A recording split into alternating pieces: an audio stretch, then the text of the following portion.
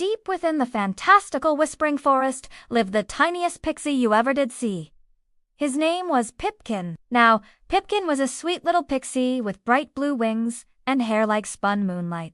But he was also terribly mischievous. You see, the pixies of the Whispering Woods were famous throughout the land for their healing touch. With their magic, they could mend broken flowers and paint rainbows over dark clouds. But Pipkin didn't want to mend flowers or paint rainbows. Oh, no. When he grew up, Pipkin wanted to be a great wizard, just like the legendary great wizard Merlin, who lived deep in the woods in a cottage made of crystal and stardust. Now, Merlin was away most of the year traveling the world, searching for rare magical things. And when he left, he always hid his most precious possessions away. That didn't stop Pipkin, though. You see, tucked under the floorboards of Merlin's cottage was a huge, dusty, old library filled with all sorts of forbidden books.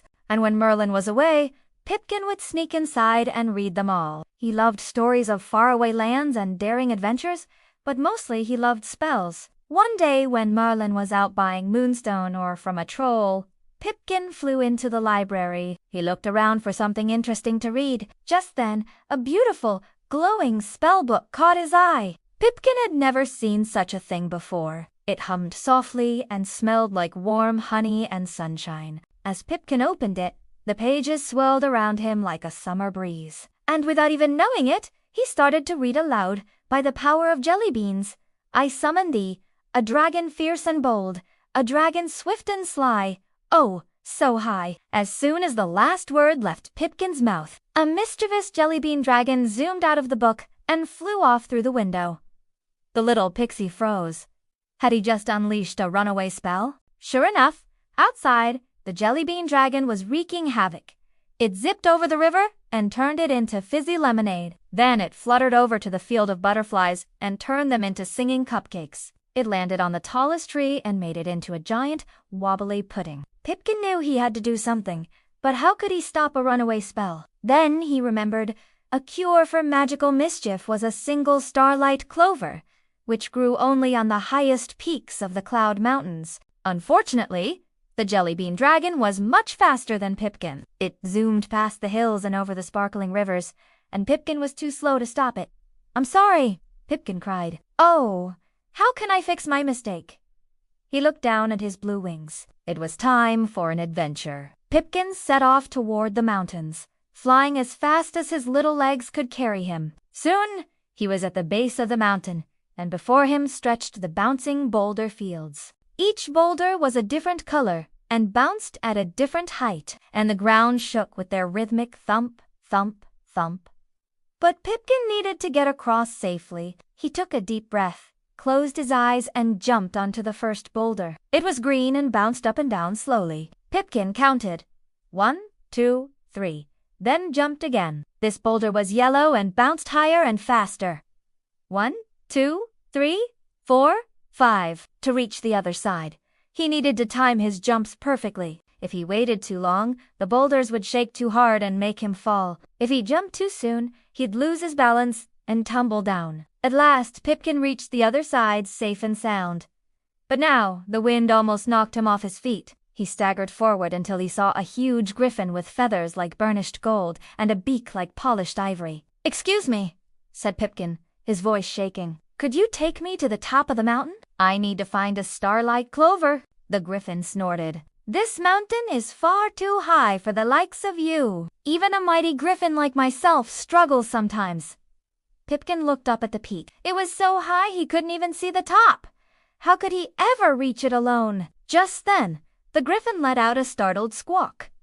He was afraid of heights. "Don't worry," said Pipkin, spreading his tiny wings. "I'll sing you a song." In his sweetest voice, Pipkin sang of daring adventures and faraway lands. And as he sang, the griffin felt a little braver. The tiny pixie with the big dreams lifted his head high and sang of friendship and fun. And as he sang, the griffin felt a little less scared. When Pipkin finished his song, the griffin was almost to the top. "Thank you," he said, "for helping me face my fears.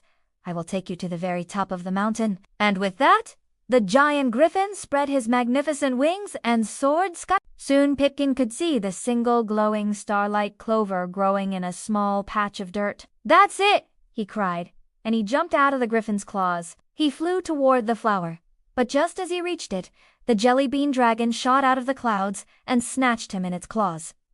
"Let me go!" squeaked Pip. "I need to get home." The jelly bean dragon sighed. "Why do you want to go home?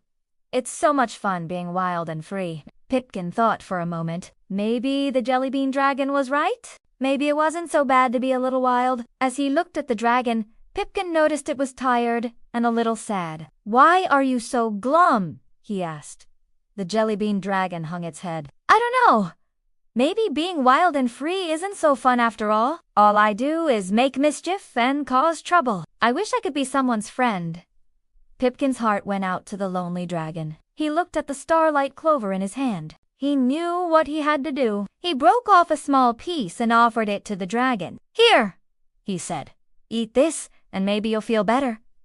The dragon hesitated, then ate the clover. Its eyes sparkled with new magic. It gently placed Pipkin on the ground and zoomed off toward the singing cupcakes. Pipkin watched as the dragon made the wobbly pudding trees still again, as it breathed out happy sighs. Relieved that the dragon wasn't bad, just a little wild, Pipkin set off for home. As he flew, the wind carried the sweet smell of lemonade and the sound of singing cupcakes to his ears. Pipkin smiled. He knew exactly what to do. He flew to the river and sprinkled it with starlight clover. The fizzy lemonade bubbled and popped, then turned back into sparkling water. He flew to the singing cupcakes and sprinkled them with more starlight clover. The cupcakes quivered and shook, then turned back into beautiful butterflies. Finally, he flew to the wobbly pudding trees and sprinkled them with the last of the starlight clover. The giant trunks quivered and shook, then turned back into sturdy trees. The forest was saved. Pipkin flew back to Merlin's cottage, where the great wizard was just arriving. Merlin saw the mess and demanded to know what had happened. Pipkin admitted he'd unleashed the jelly bean dragon, but it wasn't his fault. He explained that the dragon just needed a friend. Merlin listened patiently, then gave Pipkin a gentle smile. "It seems you have quite a bit of magic in you, Pip." Instead of being angry, "I am impressed." Merlin took Pipkin on an adventure to find a new spell book, and the two became great friends. Pipkin learned that his curiosity could be a force for good, and that the greatest magic of all is the magic you use to help others. From that day on, Pipkin continued to look for exciting spells, but he used them wisely and always for good. After all, he wasn't just any pixie. He was Pipkin, the bravest pixie of them all.